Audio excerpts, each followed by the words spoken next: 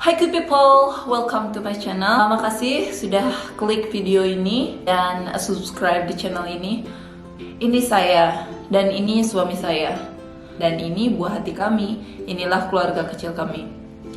Setelah 1,5 tahun kami menikah, akhirnya kami dikaruniai seorang anak di tahun 2017, yaitu Joy. anak laki-laki yang lucu dan mengemaskan. Joy Poltavsev, anak pertama kami. 1 tahun terakhir, tahun yang sangat sulit bagi saya dan keluarga saya. Tahun yang paling berat buat kami. Saya buat video ini bukan cari simpati atau empati ataupun pengen dikasihani orang. Karena yang pertama, saya pengen menjawab pertanyaan-pertanyaan dari teman-teman yang baik hati, yang selalu subscribe di channel ini dan juga follow di Instagram dan mengikuti kami dan mendukung kami dan selalu ada di sana buat kami. Makasih buat kalian, dan ini mungkin bisa menjawab semua pertanyaan-pertanyaan dari kalian. Salah satu alasan kami kenapa kami bikin video ini yang sering ditanyakan sama teman-teman semua, itu yang pertama itu, kenapa sih Kak Dona nggak nge-vlog lagi, terus kenapa sih Kak Dona Joy jarang ada di video atau di vlog, kenapa sih nggak pernah ditunjukin Joy-nya, kenapa sih Joy-nya belum bisa ngomong juga sampai sekarang. Dan yang terakhir, pertanyaan yang terakhir itu, kenapa saya berhenti di YouTube? Nah, yang pastinya di sini saya bukan mau jelasin kalau saya ini mau berhenti di YouTube, enggak sama sekali. Alasan utamanya anak kami autis, ya, Joy autis, atau bisa dibilang ASD, Autism Spectrum Disorder.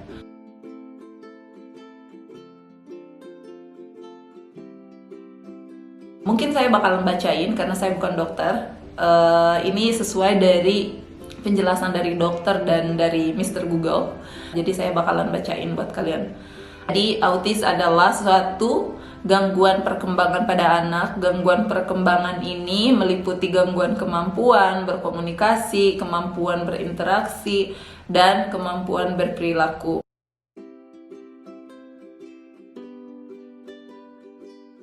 Nah, alasannya sampai sekarang, sampai saat ini, even dokter nggak ada yang tahu kenapa, sebab yang pastinya kenapa, dari mana si autis ini. Bahkan dari histori keluarga kami pun, keluarga saya atau suami, dari kedua belah pihak juga nggak ada histori tentang autis atau ada yang autis gitu. Saya pengen cerita ini dari tahun lalu sebenarnya, cuman karena banyak alasan yang saya pikir belum waktu yang tepat untuk saya cerita sama kalian atau ke publik ataupun apapun itu, saya belum menemukan waktu yang tepat untuk cerita ke kalian.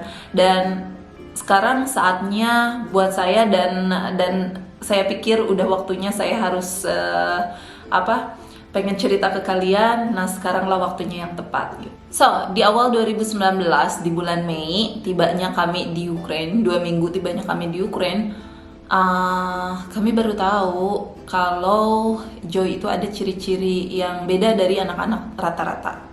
Awalnya di umur Joy 1 tahun itu kami nggak lihat apa-apa perbedaannya, aku nggak lihat apa-apa ya di Joy itu. Ya seperti anak-anak biasanya gitu. Tapi setelah ya sekitar 1 tahun 3 bulan atau 1,5 tahun itu, persisnya di 18 bulan itu kita baru sadar gitu, kayak ada yang beda deh dari Joy ini gitu. Dia lebih ke menyendiri, dia juga lebih ke kayak anteng sendiri gitu. Terus juga dia belum bisa ngomong juga.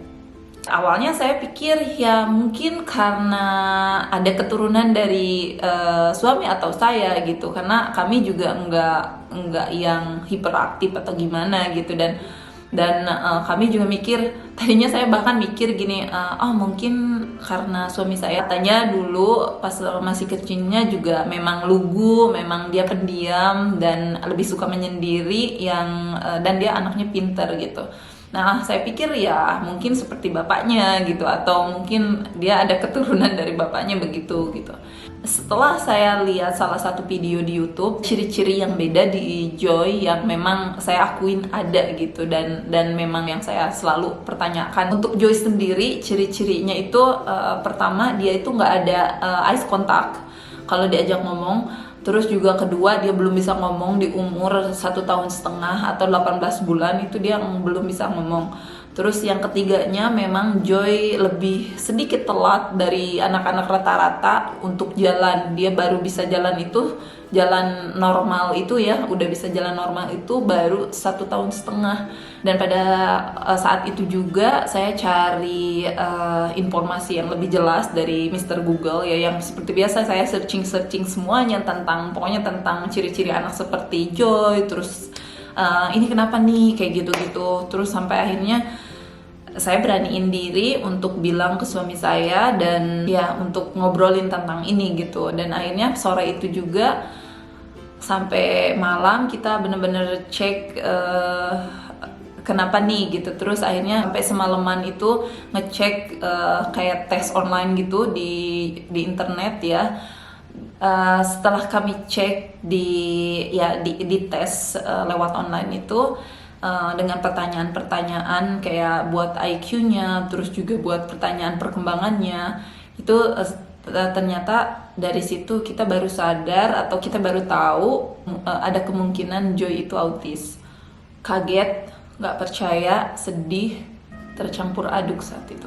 Malam itu juga setelah kami baru sadar kemungkinan Joy autis, kami menangis malaman. Dan nggak berhenti di situ, kami cerita ke orang tuanya suami, karena waktu itu kami tinggal di rumah orang tuanya suami. Nggak berhenti di situ aja, kami dari Mei 2019 itu kami mencoba mencari tahu, dari mulai cek Joy ke dokter, ke semua dokter, ke setiap dokter spesialis atau ke dokter anak, dan juga dari mulai ke speech therapy. Pokoknya kita udah sekota itu, kita udah coba hampir semua sampai ke treatment, dari treatment mulai massage. Tapi setelah itu kami nggak berhenti di situ aja. Kami dari Mei 2019 nggak berhenti cek Joy ke semua dokter. Dari mulai dokter spesialis, psikolog, sampai masukin Joy ke 2 TK yang berbeda. Nah, di 2 TK yang berbeda ini kami masukin Joy ke TK yang khusus untuk anak-anak seperti Joy, dan ke TK biasa yang buat anak-anak rata-rata. Dan nggak hanya di situ aja, kami juga mencoba bawa Joy ke semua treatment. Dan kami juga ada program di rumah kayak buat speech therapy gitu, tapi melalui headphones.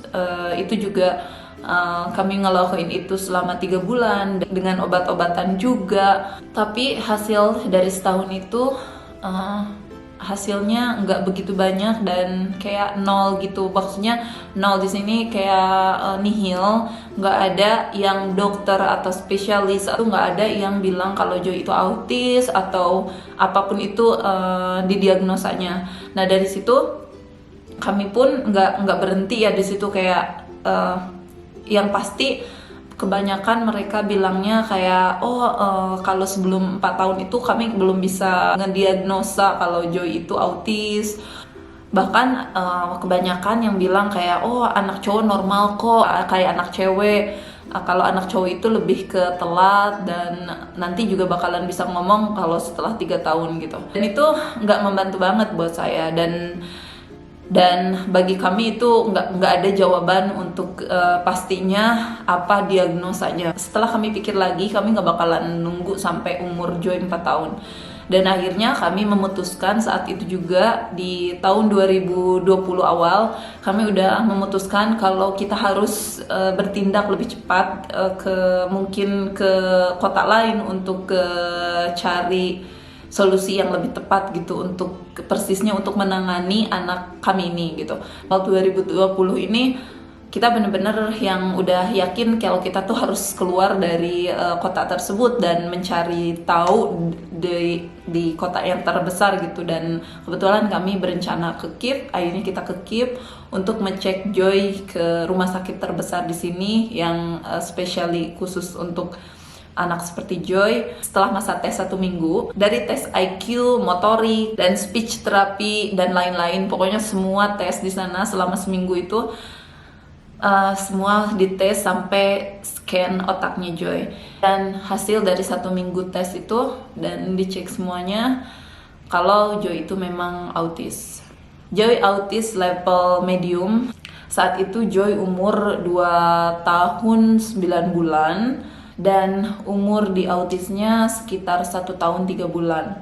Jadi Joy benar-benar lebih dari setengahnya telat dari anak-anak biasanya dengan skillnya buat anak-anak yang seumurannya dia. Setelah 5 bulan yang lalu setelah didiagnosa, kami pun ya lebih fokus ke Joy ya, terutama saya benar-benar lebih fokus banget dari mulai menjaga makanannya dari diet gitu, benar-benar Joy diet, speech therapy, edukasi 3 kali sehari bersama suami, dan juga hasilnya lumayan ada lah gitu, sekata demi sekatanya gitu, kayak makanya kami senang banget gitu ada perubahan di 5 bulan itu, benar-benar banyak banget perubahannya.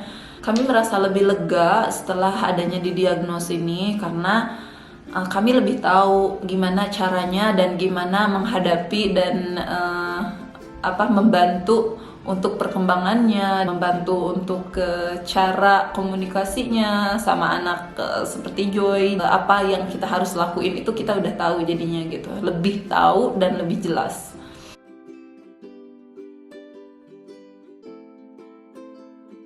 Sekarang Joy seminggu 3 kali speech therapy dan 3 kali sehari edukasi di rumah, benar-benar belajar di rumah 3 kali sehari, dan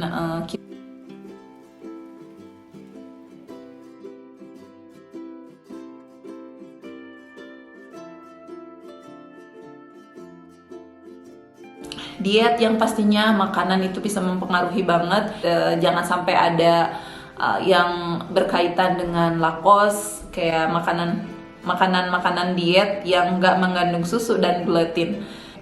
Itu sangat membantu dan pastinya Joy lebih happy. Bahkan setelah kami pindah ke KIP, Joy selama 5 bulan Joy nggak pernah sakit. Sekarang Joy sudah tahu namanya dia, dan juga udah tahu mana mama, mana papa, dan udah bisa bilang mama, papa gitu secara normal.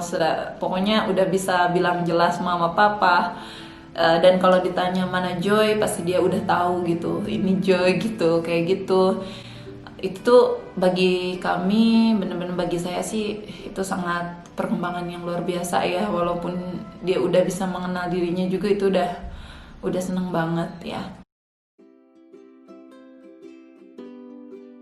Buat saya, pesan buat para orang tua, kalau kalian mempunyai anak kalian itu ada yang beda lah gitu, atau kenapa nih gitu, ada pertanyaan, jangan sungkan lagi, jangan ragu lagi, jangan malu. Pokoknya secepat mungkin, sedini mungkin cek ke dokter khusus anak atau ke khusus psikologi atau siapapun itu, pokoknya ke dokter khusus kalau memang ada pertanyaan, karena kita sebagai orang tua itu lebih tahu dibanding orang lain gitu. Jangan pernah dengerin orang lain. Kalau misalkan kalian nanya saran ke orang lain kayak, oh nggak apa-apa kok, anak seumuran segini tuh masih belum bisa ngomong, apalagi anak cowok, nggak apa-apa kok, nggak, jangan khawatir, ntar juga ngomong atau gimana.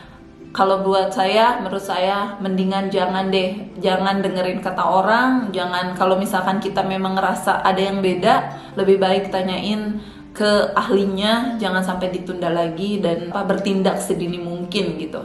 Di waktu gold age-nya itu benar-benar bagus, karena kalau anak setelah 4 tahun itu tuh udah lumayan susah belajarnya lagi, dan untuk kalau udah didiagnosa 4 tahun itu udah pasti susah lagi. Tapi kalau sedini mungkin kita menanganinya buat anak-anak spesial kayak gini, itu lebih mudah menurut saya. Karena saya juga belum bisa bilang mudah sih ya, karena sekarang aja kita masih harus kerja keras dan kerja banyak untuk perkembangan Joy ini.